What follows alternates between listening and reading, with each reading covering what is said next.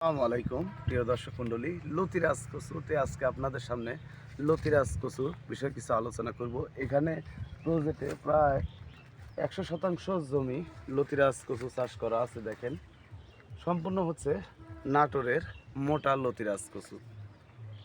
আর অন্যান্য আবাদের সাথে নিচু জমি, অর্থাৎ যেসব জমিতে সপ্তাহে 2 দিন বা 3 দিন পানি দিতে পারবেন, ওই জমির জন্য আপনারা লতিরাজ কচু চাষ করতে পারবেন। তো আমি আপনাদের দেখাবো প্রত্যেকটি গাছে কি পরিমাণ লতি আসে। আগামীকাল এই জমি থেকে লতি কাটা হয়েছে। আবার দেখেন, এই লতিটা দেখা যাচ্ছে যে কালকের দিন পরে আবার কাটা যাবে। প্রত্যেকটি গাছে দেখেন, প্রত্যেকটি ডাগরে ডাগরে থেকে পর্যাপ্ত পরিমাণ লতি বের হয়। দেখেন প্রত্যেকটি ডাগরে কুশির দেখেন ব্যাপক পরিমাণ লতি বের হয়। আর এই কচুটা লাগানোর নিয়ম, লাইনে 1 হাত পর পর আর এক লাইন থেকে আরেক লাইন 1.5 হাত করে এই কচু রোপণ করতে হয়।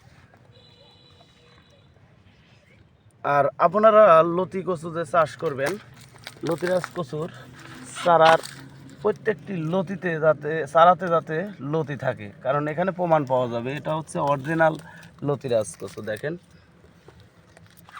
ছোট চারা লতির মাথা থেকে বের হয়েছে, এখানে আবার 2টা লতি বের হয়েছে।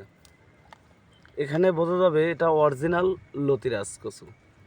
আর এই কচুর চারা আমরা বাংলাদেশের প্রত্যেক জেলায় সেল দিয়ে থাকি। আপনারা যদি কচু চাষাবাদ করতে চান তাহলে আমাদের সাথে যোগাযোগ করতে পারেন। আমরা বাংলাদেশের প্রত্যেক জেলায় এই লতিরাজ কচুর চারা সেল দিয়ে থাকি। তো দর্শক মণ্ডলী, ভালো থাকবেন, সুস্থ থাকবেন। আসসালামু আলাইকুম।